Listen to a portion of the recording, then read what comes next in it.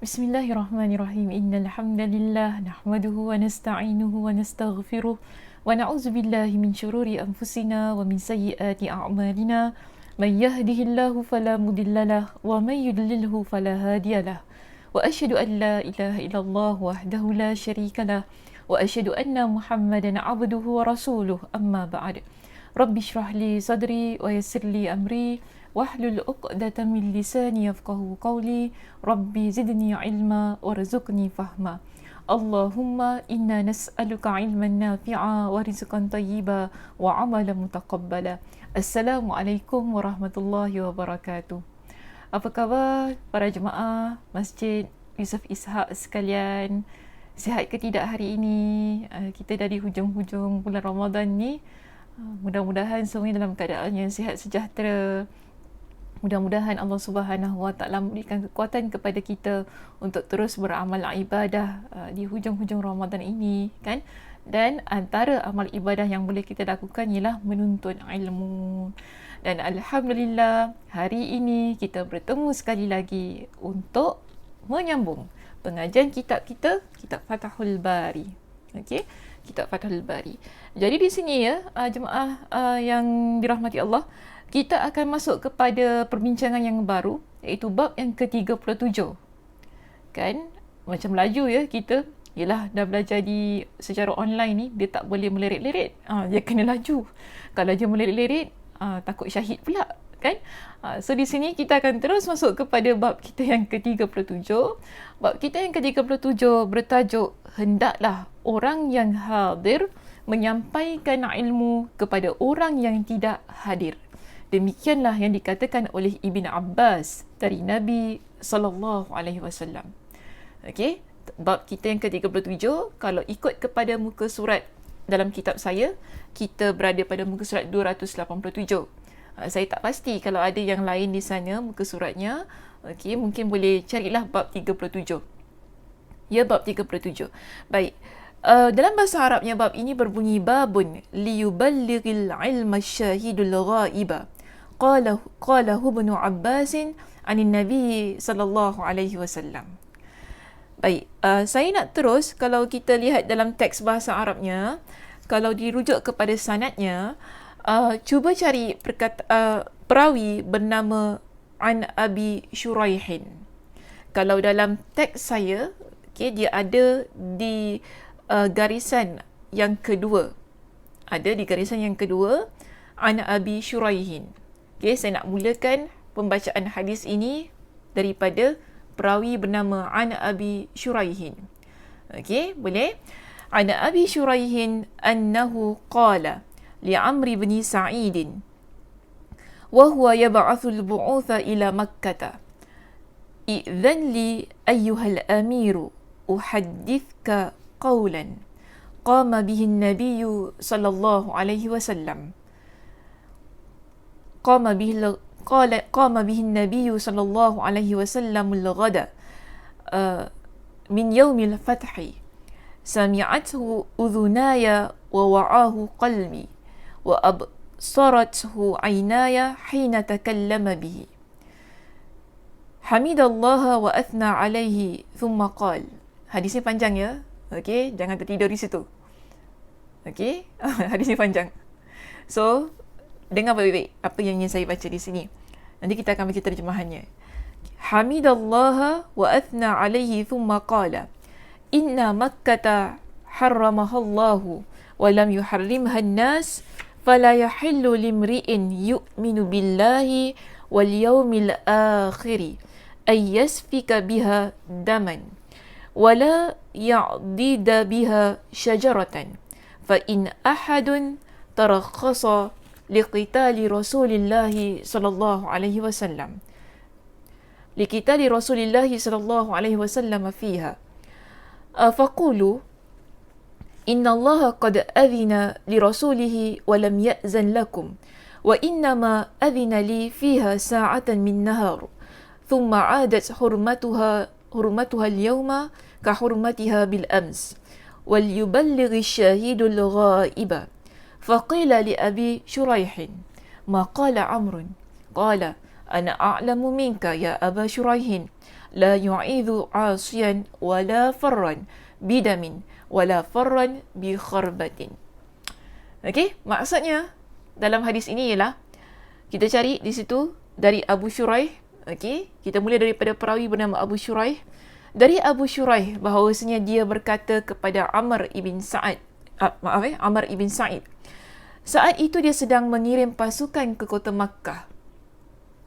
Jadi Amr ibn Sa'id ni dalam kisahnya, Amr ibn Sa'id dia nak hantar satu pasukan ke kota Makkah untuk melakukan ataupun untuk buat satu serangan di sana untuk menangkap seseorang. Jadi di sini Abu Shuraih dia tampil ke hadapan untuk memberikan nasihat kepada Amr ibn Sa'id. Kita lihat bagaimana dia memberikan nasihat kepada Amr ibn Sa'id dalam kisah ini. Iaitu dia kata kepada Amr ibn Sa'id, "Wahai Amr, izinkan aku menyampaikan kepadamu sabda Nabi sallallahu alaihi wasallam sehari setelah penaklukan kota Makkah." Dia minta izin dulu. Sebelum dia berikan nasihat tu kan, dia minta izin dulu kepada Amr ibn Sa'id. Dengan makna di sini kita lihat betapa rendah dirinya dia ketika ingin menyampaikan satu nasihat kepada seorang pemimpin. Dia merendahkan diri dia dengan pertama sekali dia meminta izin untuk memberikan nasihat. Tak macam kita kan. Kita kalau nak bagi nasihat kita main shoot je. Tu masalahnya kita. Sebab tu kadang-kadang orang tak boleh terima apa yang kita ucapkan. Sebab tu penggunaan perkataan, bagaimana kita nak sampaikan, ia memainkan peranan penting untuk seseorang menerima apa yang disampaikan oleh kita. So kita lihat di sini, bila Abu Shuraih dia nak berikan nasihat kepada Amr ibn Sa'id, dia kata, "Wahai Amr, izinkan aku menyampaikan kepadamu sabda Nabi sallallahu alaihi wasallam sehari setelah penaklukan kota Makkah." Tahu ya peristiwa penaklukan kota Makkah? Okay, tak apa. Saza tak bolehlah nak cerita di sini. Nanti makan masa. Kalau siapa yang masih lagi tidak mengetahui, boleh buka kitab sejarah Sirah Nabawiyah. Antara kitab yang boleh saya sarankan ialah kitab Ar-Rahiqul Makhtum yang telah dikarang oleh Al-Mubarakfuri. Boleh buka kitab itu, cuba lihat bagaimana peristiwa penaklukan kota Makkah. Itu maknanya Nabi SAW pernah datang ke kota Makkah bersama dengan tenteranya.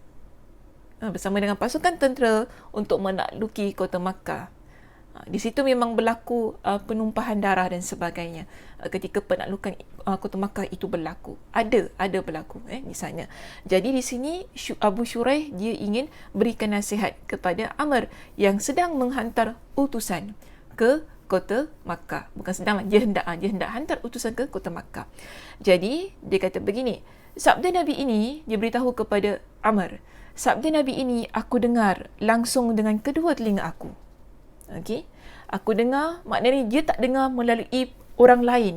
Bukan orang lain yang sampaikan kepada dia hadis ini, tetapi dia dengar dengan kedua telinganya sendiri, langsung daripada Nabi SAW. Dan dia kata apa? Aku fahami dengan hatiku. Maknanya bila dia dengar apa yang Nabi SAW sampaikan itu tadi, dia faham. Dia faham dengan hati, maknanya dia menjiwai apa yang disampaikan oleh Nabi SAW.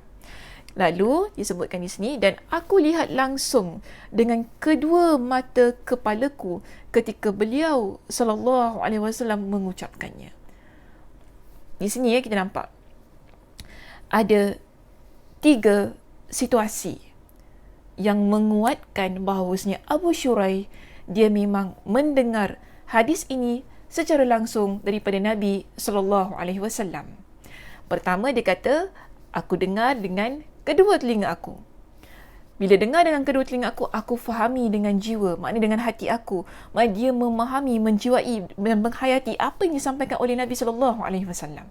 Okey, lalu di sini dan dia kata aku lihat dengan kedua mata. Kalau kita kata dengan mata kepala, betul ke bahasanya? Bolehlah. Dengan kedua mataku lihat, maknanya menyaksikan secara langsung apa yang disampaikan oleh Nabi. Dia saksikan secara live. Sebab kalau kita tak kata kita saksikan dengan kedua mata kita, mungkin kita boleh agak di sini dia cuma dengar, dan dia dengar dengan kedua telinganya, mungkin dia dengar daripada orang lain. Namun di sini dia kuatkan dia punya statement tadi untuk meyakinkan kepada Abu Shuraih bahawasanya hadis yang ingin dia sampaikan, nasihat yang ingin disampaikan kepada kepada Amr ibn Sa'id. Maknanya di sini Abu Shuraih ingin meyakinkan kepada Amr ibn Sa'id bahawasanya hadis dan nasihat yang ingin disampaikan kepada Amr ibn Sa'id ini ialah sesuatu yang dia dengar sendiri, yang dia fahami dengan jiwanya, dan dia saksikan dengan kedua matanya secara live. Okey? Bukan rekod-rekod lah macam kita ni. Tapi dia secara live. Baik, apa nasihat yang dia ingin sampaikan kepada Amr ibn Sa'id? Di sini disampaikan sabda Nabi SAW, iaitu sesungguhnya Allah telah beliau memuji dan menyanjung Allah. Jadi Abu Shuraih ceritakan kepada Amr ibn Sa'id, Nabi SAW sebelum menyampaikan pesanan ini, Nabi telah memuji dan menyanjung Allah Subhanahu wa taala. Baru Nabi SAW bersabda. Apa kata Nabi? Sesungguhnya Allah telah menjadikan Makkah sebagai sebuah kota haram, iaitu kota yang suci. Bukan manusia yang menjadikannya haram. Okey? Keharaman kota Makkah, iaitu kesuciannya lah. Okay? Kesucian kota Makkah yang menyucikannya adalah Allah, bukan manusia. Maknanya bukan Nabi, bukan Allah, bukan orang yang mentadbir Makkah itu, bukan. Tetapi ia adalah yang datang daripada Allah Subhanahu wa taala. Okay? Kemudian oleh kerana kota Makkah adalah sebuah kota yang suci, kota haram lah kita panggil kan, tanah haram yang ditetapkan oleh Allah Subhanahu wa taala. Oleh kerana itu, Nabi pesan dalam hadisnya di sini disampaikan oleh Abu Shuraih kepada Amr ibn Sa'id, iaitu dia kata begini, oleh kerana itu tidak halal bagi orang yang beriman kepada Allah dan hari akhir, itu hari kiamat, menumpahkan darah di kota ini. Iaitu tak boleh, dilarang untuk buat sebarang penumpahan darah di kota Makkah, dan tidak boleh memotong pepohonannya.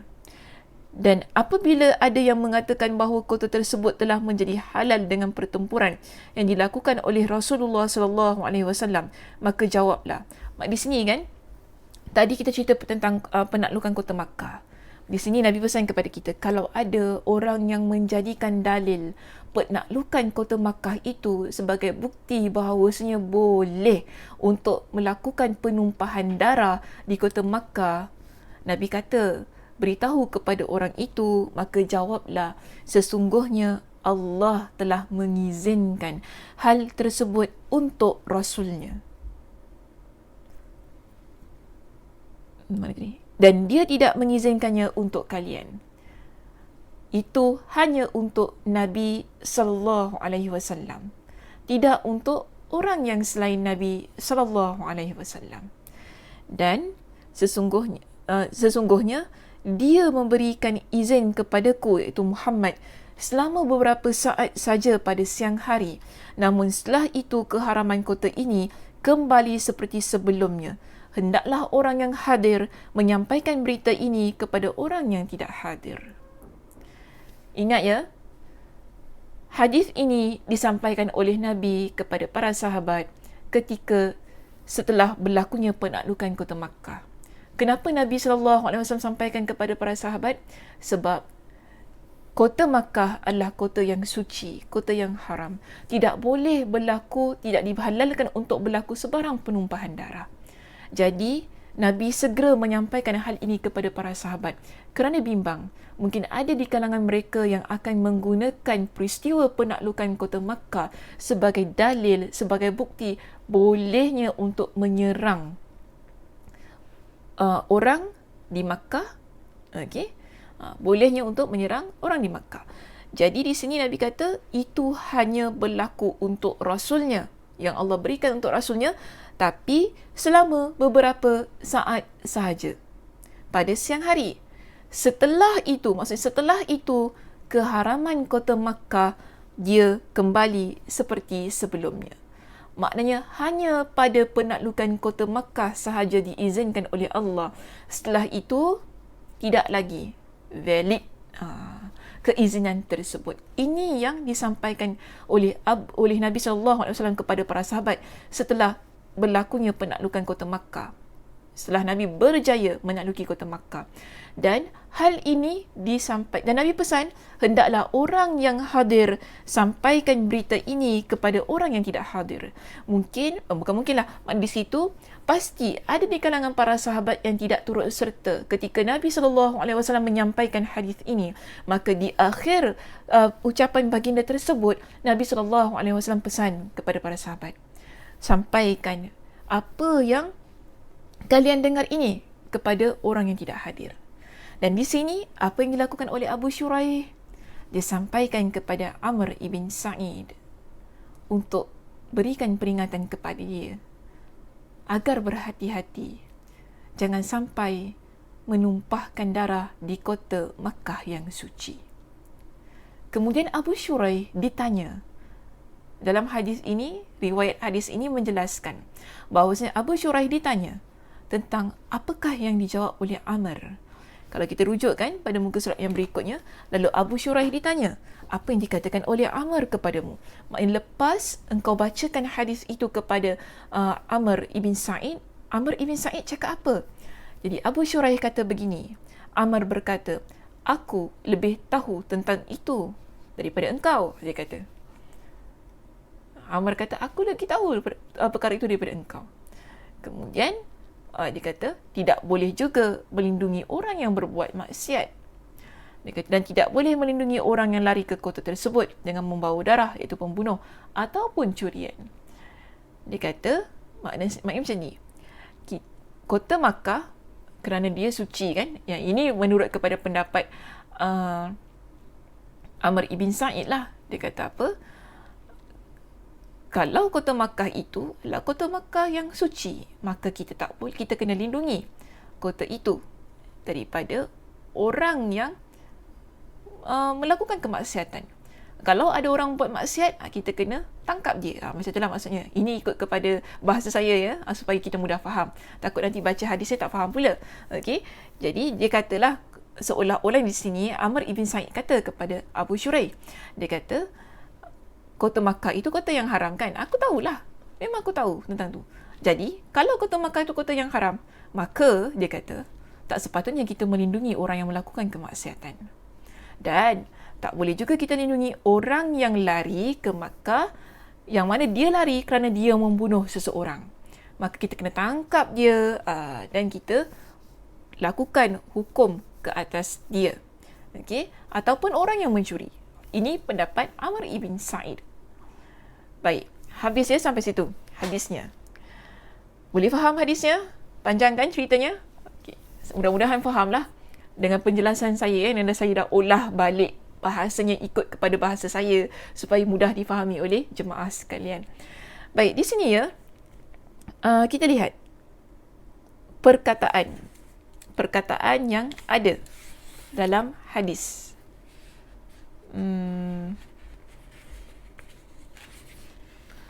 Kenapa pula dia tak letak syarah hadis di situ? Tak apalah. Baik, perkataan, kita lihat perkataan di sini. Ada perkataan babun liyuballighil ilma. Okey. Yang dimaksudkan dengan bab ini, bab hendaklah orang yang hadir menyampaikan ilmu. Seterusnya tinggalkan baris tersebut, cari perkataan yang dimaksud. Okay. Yang dimaksud dengan asyahid dalam tajuk kita, iaitu babun liyuballighil ilma syahid. Dimaksudkan dengan syahid di sini bukan orang mati syahid. Sebab tu beza ya istilah. Ada istilah dalam bahasa ulum hadis ini dipanggil juga sebagai syahid. Okay. Kita kalau kata syahid, kalau orang Melayu kita lah kan, dia akan faham tentang, oh syahid tu orang mati syahid lah Ustazah. Tak gitu. Syahid ni, okay, kita lihat di sini, adalah orang yang hadir di tempat tersebut. Maksudnya orang yang menyaksikan peristiwa tersebut. Boleh. Itu maksudnya. Ataupun kalau kita nak lihat sudut terminologi ataupun istilah dalam ilmu ulum hadis, syahid inilah kita panggil sebagai hadis penguat. Hadis penguat. Dulu saya ingatlah masa saya belajar di universiti, pensyarah saya, dia pensyarah ulum hadis, subjek ulum hadis. Dia kata begini, kita mengajar subjek ulum hadis ni macam nak berbuih dalam mulut. Cerita apa makna syahid, apa makna mutaba'ah. Tanya dalam peperiksaan, apa makna syahid? Ada pelajar jawab, orang mati syahid. Kan? So kita ni kena faham lah, makna belajar ilmu agama ni, dia mesti memahami. Sebab ada istilah, kalau dari sudut ilmu fiqh, okay? Ilmu fiqh dia lain, perkataannya sama, tapi penggunaan ataupun maksudnya adalah berbeza. Kalau dalam ilmu hadis, kita faham lain kan. Contoh, perawi majhul. Dulu saya ada baca kitab terjemahan, bila dia kata perawi itu majhul, dia terjemahkan apa? Perawi yang dibodohkan. Perawi yang dibodohkan. Tapi kalau sebenarnya ikut kepada istilah ulum hadis, perawi majhul adalah perawi yang tidak diketahui. Itu maksudnya, bukan perawi yang dibodohkan. Betul dalam bahasa Arab, majhul tu maksudnya jahil lah, orang yang jahil, yang dibodohkan lah. Kalau ikut kepada isim maf'ulnya kan, majhul. Tapi sebenarnya kalau ikut kepada istilah ulum hadis, majhul tu tak boleh kita terjemahkan sebagai yang dibodohkan ataupun orang yang jahil kan, orang yang bodoh. Tapi bila kita kata perawi majhul, maknanya perawi itu tidak diketahui identitinya, ataupun tak diketahui asal usulnya dan sebagainya. Jadi beza. Sebab tu penting kita belajar setiap bidang ilmu ni agar at least kita ada basic supaya kita tidak dibodohkan oleh orang lain. Okay. Baik, teruslah kita masuk ke sini. Itu sikit je cerita tu kan. Baik. Kita lihat di sini, artinya hendaklah orang yang hadir menyampaikan kepada orang yang tidak hadir. Jadi sebenarnya hadis dalam bab kita yang ke-37 hadis dalam bab kita yang ke-37 ini ingin memberikan satu motivasi kepada kita. Kalau kita hadir ke mana-mana majlis ilmu, kita boleh untuk menyampaikannya kepada rakan-rakan kita yang tidak hadir. Okay, tak apa. Itu nanti saya akan syarahkan di penghujung kelas kita ni kan. Okay, kita akan syarahkan di penghujung kelas kita. Seterusnya, lihat kepada muka surat 290. Cuba cari perkataan wahwa yab'asul bu'utha. Okay. Kalau muka surat yang lain, cuba cari perkataan tu. Wahwa yab'athul bu'utha. Saat itu dia sedang mengirim pasukan. Ketika itu Amr diceritakan di sini oleh Imam Ibn Hajar Al-Asqalani. Beliau ceritakan tentang bagaimana Amr Ibn Sa'id ini mengapa Amr Ibn Sa'id dia menghantar pasukan ke kota Makkah. Iaitu ketika itu Amr Ibn Sa'id dia mengirim pasukan ke kota Makkah untuk memerangi Abdullah Ibn Az-Zubair kerana dia menolak berbai'ah kepada Yazid bin Muawiyah dan berlindung di kota haram Makkah. Ini sejarah lah, sejarah. Saat itu Amr adalah seorang governor Madinah pada masa kekhalifahan Yazid. Kisah ini cukup masyhur, namun ringkasnya adalah sebagai berikut. Jadi Imam Ibn Hajar Al-Asqalani dia ceritakan secara ringkas apa sebenarnya yang berlaku yang menyebabkan Amr Ibn Sa'id menghantar pasukan ke Makkah untuk menjejaki Abdullah Ibn Az-Zubair. Okey. Jadi disebutkan begini.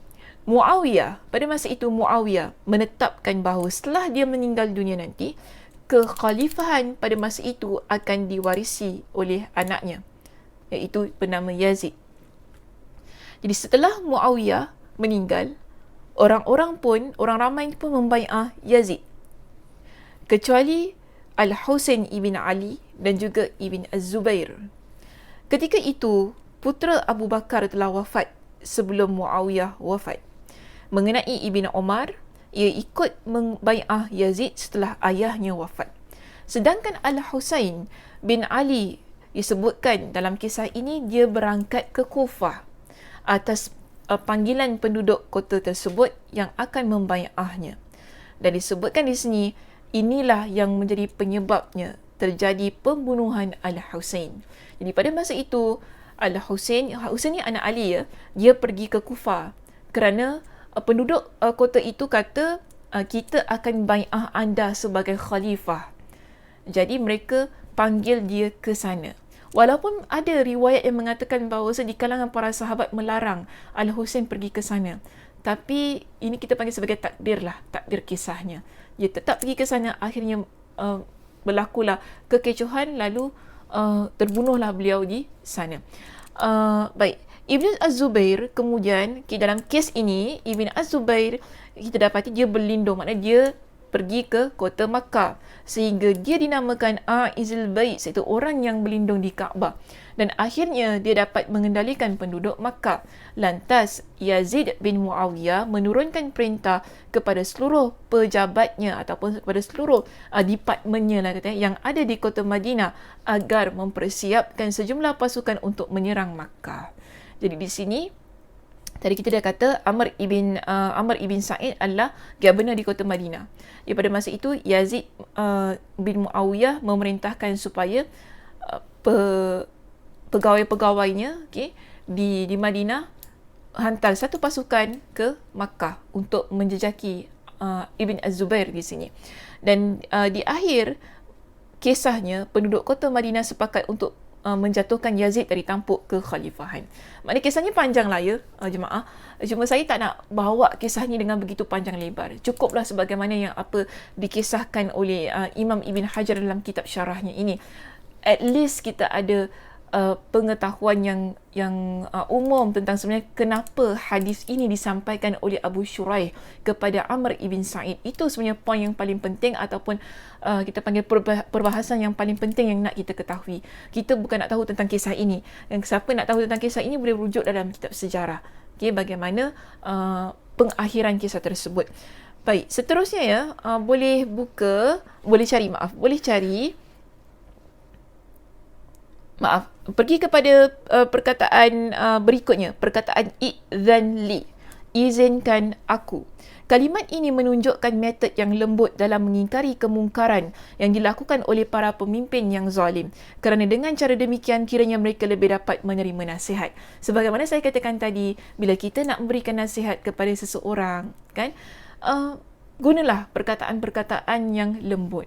Contoh tadi kan Abu Shuraih dia minta izin terlebih dahulu. I'zan li, izinkanlah saya, izinkanlah aku. Macam kita kalau boleh, kan, kalau boleh saya nak berikan nasihat. Mungkin kita boleh gunakan perkataan-perkataan yang baik supaya orang yang nak dinasihati tadi dia bersedia untuk mendengar nasihat tersebut. Dengan cara kita, maknanya bila kita buka nasihat itu dengan cara yang baik, bagi saya insya-Allah dia boleh menerima. Dia boleh menerima. Tak banyak, sikit pun jadilah. Dia boleh terima. Okey, baik. Seterusnya, kita lihat pada perkataan, cari perkataan sami'athu uzunaya. Okey, sami'athu uzunaya ila akhirih. Terus cari maksudnya. Abu Shuraih sangat hafal dan yakin terhadap hadis tersebut serta mendengarnya langsung tanpa perantara. Itu tadi telah saya jelaskan ketika kita baca maksud kepada hadisnya, kan. Maksud situ Abu Shuraih ketika dia menyampaikan hadis ini, dia dengar hadis tersebut secara langsung tanpa ada orang tengah. Okey, tanpa ada orang tengah. Baik, seterusnya perkataan walam yuharrimhan nas. Maksudnya, cari perkataan maksudnya, bahawa pengharamannya berasal dari wahyu yang diturunkan Allah, bukan dari ketetapan manusia. Yakni kota Makkah yang diharamkan tadi kan berlakunya penumpahan darah, merupakan tanah yang haram, tanah yang suci tersebut, dia adalah satu ketetapan yang ditetapkan oleh Allah Azza wa Jal, bukan yang ditetapkan oleh manusia. Sebab itu ada perkara-perkara yang perlu dipatuhi, kerana itu adalah hukum Allah Subhanahu wa taala. Baik, seterusnya perkataan yasfika, okey. Artinya secara zahiriah adalah menumpahkan darah. Namun yang dimaksud di sini adalah pembunuhan. Saya nak terus lompat kepada perkataan sa'atan. Okey, boleh cari perkataan sa'atan? Jumpa? Saya beri masa cari perkataan sa'atan. Kita nak pergi laju sikit ni. Okey, sa'atan. Okey, baik. Perkataan sa'atan maksudnya ialah beberapa saat. Tapi di sini maknanya hanya beberapa waktu sahaja. Dan yang dimaksud adalah hari penaklukan kota Makkah. Iaitu setelah hari penaklukan kota Makkah selesai, kembali Makkah menjadi tanah yang haram. Tidak boleh lagi berlaku penumpahan darah. Okay, itu maksud beberapa saat. Yang dikatakan bahawasanya rentang waktu kalau boleh rujuk di situ dalam kitab Musnad Ahmad dari jalur Amr ibn Shu'aib dari ayahnya, dari kakeknya, itu dari datuknya, bahawasanya rentang waktu yang batas waktu lah yang dimaksudkan adalah dari terbit matahari hingga waktu asar. Itu yang diterangkan dalam kitab dalam Musnad Imam Ahmad ibn Hanbal. Okey, iaitu adalah dari terbit matahari hingga waktu asar.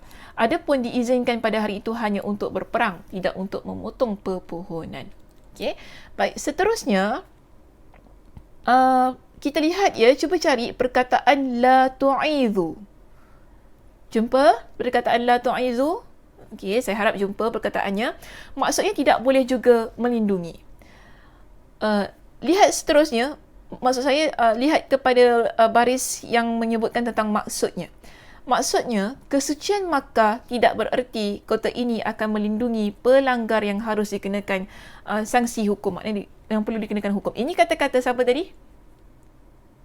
Amr ibn Sa'id kan? Bila dijelaskan oleh Abu Shuraih tentang pesanan Nabi itu tadi, dia kata apa? Kesucian Makkah tak bererti kita kena lindungi orang yang sepatutnya dikenakan hukuman. Okey. Kemudian dia kata wala farran. Maksudnya adalah lari ke kota Makkah agar terhindar dari hukum qisas.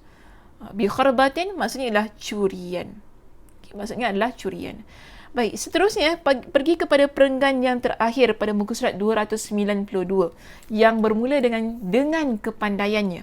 Itu dengan kepandaian berbicaranya, iaitu Amr ibn Sa'id, dia dikenali sebagai orang yang bijak dalam bertutur kata, iaitu kefasihannya tak dapat bukan tak dapat ditandingi, maknanya dia ada kemahiran dalam bertutur kata.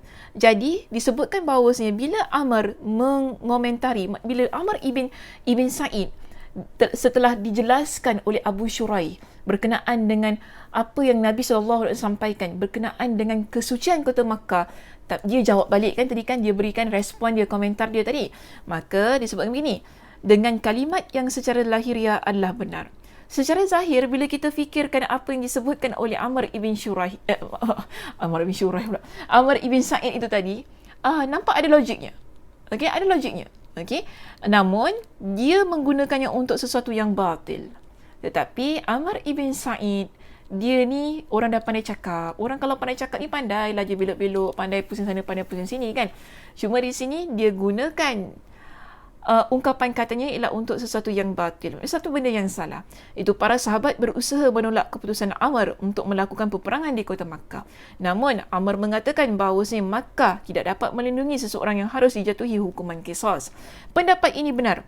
Hanya saja Ibn Zubair tidak pernah melakukan perbuatan apapun yang membuat dirinya layak untuk diqisas. Sebab tadi kan kata nak kejar Abdullah ibn Zubair tadi. So saya pun tak nak cerita panjang-panjang tentang hal ini. Nanti masa kita pun amat terhad. Cuma disebutkan bahawasanya hal itu akan dibincangkan dalam kitab Al-Hajj. Imam Ibn Hajar Al-Asqalani kata kepada kita, hal itu kita akan bincang pada kitab yang lain, iaitu kitab Al-Hajj.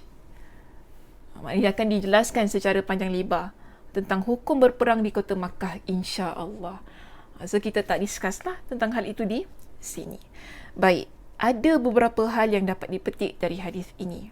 Okay, saya nak tutup perbincangan kita dengan mengambil apa yang disebutkan oleh Imam Ibn Hajar Al-Asqalani berkenaan dengan hadis ini. Hadis yang bernombor 105, di bawah itu dia adalah hadis yang menguatkan hadis 104. Dan hadis ini kita pernah bincangkan. Kita bincangkan bila? Kalau siapa yang baca dan dia ingat, dia tahu ada hadis tersebut, hadis 105 ada pernah kita bincangkan dalam bab yang lain sebelum ini. Okay, sebelum ini pernah kita bincangkan. Lama dah. Kalau saya nak sebutkan ialah dia ada pada bab yang ke-9. Sekarang kita berada di bab yang ke-37. Maknanya dah jauh. Jadi kalau nak refer balik, referlah pada bab yang ke-9. Cuma saya nak tegaskan hadis 105 ialah hadis yang dinyatakan sebagai menguatkan peristiwa yang direkodkan oleh Imam Al-Bukhari di dalam kitabnya sebagai penguat apa yang disebutkan oleh Nabi SAW berkenaan hendaklah orang yang hadir dia menyampaikan kepada orang yang tidak hadir. Tapi untuk keseluruhan perbincangan kita dalam bab yang ke-37 ada beberapa poin penting yang ingin saya garis bawahi, yang ingin saya highlightkan, ingin saya tekankan. Pertama, tentang kemuliaan kota Makkah. Daripada hadis ini jelas kepada kita, Makkah adalah sebuah kota yang mulia. Kemuliaannya, kesuciannya dan digelar ia sebagai tanah haram bukan ditetapkan manusia. Kemuliaannya diangkat oleh Allah Subhanahu Wa Taala dan itu yang disebutkan oleh Nabi SAW dalam hadis ini. Okey. Kedua, disebutkan di situ, sebelum menyampaikan sesuatu secara lisan, hendaklah didahului dengan pujian dan sanjungan terhadap Allah Subhanahu Wa Taala. Dalam hadis ini kita lihat ketika Nabi SAW ingin menyampaikan sabda baginda, baginda mulai dengan pujian, sanjungan terhadap Allah. So, kalau kita mungkinlah kalau kita nak ada sebarang mesyuarat ataupun perbincangan bersama dengan teman, bersama dengan rakan, bersama dengan ahli keluarga, yang mana perkara itu amat penting, bagi saya terbaik ikut kepada sunnah yang ditunjukkan oleh Nabi. Mulakan ia dengan pujian, mulakan ia dengan sanjungan kepada Allah. Mudah-mudahan perbincangan itu dia akan berakhir dengan sebaik-baiknya. Tidak ada sebarang sakit hati, tidak ada sebarang perkara yang menindas. Sebab apa? Kita puji Allah terlebih dahulu, kita sanjung Allah terlebih dahulu untuk mengingatkan kita semua bahawasanya apa yang ingin disampaikan, apa yang ingin dibincangkan, ia merupakan sesuatu yang ada penyaksiannya, iaitu Allah Subhanahu Wa Taala. Okey, baik. Seterusnya, poin kita yang ketiga untuk hadis ini, disebutkan bahawasanya keistimewaan Rasulullah sallallahu alaihi wasallam dan persamaan beliau dengan kaum muslimin lainnya dalam masalah hukum, kecuali jika ada dalil yang mengkhususkan beliau. So di sini kita lihat penakluk Makkah adalah sebuah tanah yang haram, tanah yang suci yang diharamkan untuk berlaku sebarang penumpahan darah. Tetapi ketika berlakunya penaklukan kota Makkah, ada pengecualian yang diberikan kepada Nabi sallallahu alaihi wasallam. Maknanya ada sesuatu hukum untuk kita kaum muslimin dan Nabi SAW kadang-kadang berbeza. Untuk Nabi lain, untuk kita lain. Okay? Sebab itu, selepas berlakunya penaklukan kota Makkah, Nabi dengan segeranya memberitahu kepada para sahabat tentang hukum keharaman ataupun hukum kota Makkah yang merupakan tanah yang haram, dia akan terus kembali sebagaimana biasanya. Kerana bimbang, para sahabat merasakan bila setelah berlakunya penaklukan kota Makkah itu tadi kan, maka boleh untuk melakukan sebarang penumpahan darah dan juga perkara-perkara yang tidak baik di kota Makkah. Maknanya di situ ada perbezaan hukum di sana. Sama juga dengan yang keempat, adanya nasah penghapusan dalam hukum syar'i. Sama penjelasan saya dengan yang nombor 3. Mula-mula penaklukan kota Makkah berlaku, boleh pula berlaku penumpahan darah kan? Tapi kemudian hukum itu nasah. Hukum itu dihapuskan. dengan sabda Nabi sallallahu alaihi wasallam yang ini. Okey, itu maksudnya. Dalam agama kita ada berlaku hal-hal yang sedemikian. Contohnya ialah peristiwa ataupun hadis yang sedang kita pelajari pada hari ini. Baik, seterusnya yang kelima, keutamaan Abu Shuraih. Masya Allah, tabarakallah. Ada di sini seorang perawi bernama Abu Shuraih, kan? Kita lihat bagaimana dia mengikuti sunnah Nabi sallallahu alaihi wasallam dan menyampaikan sunnah tersebut kepada orang lain. Dia dengar apa yang Nabi sallallahu alaihi wasallam sampaikan dengan kedua telinganya, dengan kedua matanya, kan? Dia menyaksikan Nabi sallallahu alaihi wasallam pada masa itu menyampaikan hadis ini, dan dia bahkan menghayati dengan jiwanya apa yang disampaikan oleh Nabi sallallahu alaihi wasallam. Dan bukan itu sahaja, kita dapati dalam peristiwa ini, dalam kes ini, dia sampaikan kepada orang lain supaya orang itu ambil pengajaran dan dia dapat peringatan daripada apa yang apa yang disebutkan oleh Nabi sallallahu alaihi wasallam. Okey, dan yang keenam adalah lain-lain. Dan lain-lain tu apa ya, jemaah? Dan yang lain-lain di sini saya nak berikan kepada kita untuk sebagai penutup dengan 2 poin. Selain daripada 1 hingga 5 tadi. Untuk yang keenam, saya nak sebut begini. Penting ketika kita memberikan pandangan, kita ada bukti ketika kita nak memberikan pandangan itu tadi. Ketika kita nak bertutur tentang satu perkara, contoh nak berikan nasihat, kita nak berikan pendapat kita dan pandangan kita kepada seseorang, pastikan apa yang kita ucapkan ia ada sumbernya. Okay, ada sumbernya. Contoh di sini kan, Abu Shuraih ketika dia nak menyampaikan kepada Amr ibn Sa'id, dia bawakan kepada Amr ibn Sa'id dengan satu nas, dengan satu dalil yang dia dengar dengan telinganya sendiri dan dia lihat dengan matanya sendiri. Ini kita panggil sebagai satu ucapan yang ataupun satu pendapat yang kuat. Dan kalau kita nak berikan nasihat, bagi saya terbaik jika kita dapat berikan nasihat tersebut berdasarkan sumber yang kuat, berdasarkan sumber yang tepat, sebagaimana yang dilakukan oleh Abu Shuraih itu tadi. Okey, baik. Seterusnya yang terakhir dalam perbincangan kita di sini iaitu yang ketujuh. Yang ketujuh ialah pelajar. Ini berkaitan dengan topik kita ya. Pelajar yang tidak hadir pelajar yang hadir. Allah tak hadir pula. Pelajar yang hadir ke dalam ke mana-mana pengajian boleh menyampaikan apa yang dia peroleh daripada pengajian itu tadi kepada rakannya yang tidak hadir. Boleh. Okay, tidak menjadi masalah. Kita boleh menulis, kita share notes kita dengan kawan kita, kan? Kita dah catat tadi. Kadang kawan kita tanya, tadi belajar apa ya, boleh share sikit tak? Kita pun tunjuk nota kita kepada dia. Oh, tadi Ustazah jelaskan macam ni. Kemudian kita sampaikan kepada dia poin-poin penting ya, yang Ustazah sebutkan dalam kuliah. Kemudian kita sebutkan jugalah apa-apa yang tidak termaktub dalam kitab. Sebab kadang-kadang bila kita contohnya saya ni kalau saya menyampaikan kuliah ni kadang-kadang banyak poin yang tak ada dalam buku. So kita sampaikan. So siapa yang tak datang selalunya dia tak dapat apa yang saya sampaikan.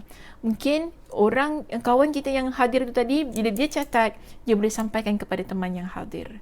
Namun saya nak juga beritahu kepada jemaah, kadang-kadang ketika kita menyampaikan ini, kena faham juga ada adabnya. Antara adabnya ialah, adakah guru mengizinkan untuk disampaikan kepada orang lain? Okey, kena faham juga. Sebab kadang-kadang ada perkara-perkara yang guru tak nak bawa keluar daripada ruang lingkup bilik darjah ataupun ruang lingkup bilik kuliahnya lah. Dia cuma nak orang yang hadir sahaja, yang hadir sahaja yang dapat maklumat itu. Maknanya dia tak nak disebarkan benda tersebut. Mungkin ada dari sudut privasinya, ada dari sudut perkara-perkara sensitivity yang perlu dijaga dan sebagainya. So di sini adab kita sebagai pelajar pun kena faham. Jangan kita dalam hal itu kita kata guru ni loki ilmu lah dan sebagainya. Itu adalah pendirian dan prinsip guru masing-masing. Jadi hormatilah. Hormatilah. Okey. So kalau guru izinkan, dipersilakan. Tak ada masalah. Macam dalam hadis ini kan kita lihat Nabi izinkan, betul tak? Nabi kata hendaklah yang hadir sampaikan kepada yang tidak hadir. Maknanya ada keizinan yang diberikan oleh Nabi SAW. Tapi kalau guru tak ada masalah untuk disebarluaskan apa yang telah dicatat, apa yang telah disampaikan, boleh saja. Boleh saja. Ikut dengan cara-cara yang kita mampulah. Okay, ikut dengan cara yang kita mampu. Namun bagi saya lah, daripada sudut penulisan itu lebih baik. Sebab kalau kita dapat catat, dia adalah sesuatu yang lebih menguatkan pembelajaran yang kita ada. Okay, kalau dapat catat lebih menguatkan pembelajaran kita. Okay, baik jemaah, itu sahaja untuk perbincangan kita dalam bab yang ke-37. Saya harap mudah-mudahan kita semua dapat manfaat daripada perbincangan dalam bab kita ini. Dan insya-Allah kita akan jumpa lagi dalam sesi-sesi yang lain untuk membincangkan hadis-hadis yang seterusnya. Saya tutup dengan tasbih kafarah. Subhanakallahumma wa bihamdika asyhadu an la ilaha illa anta astaghfiruka wa atubu ilaik. Assalamualaikum warahmatullahi wabarakatuh.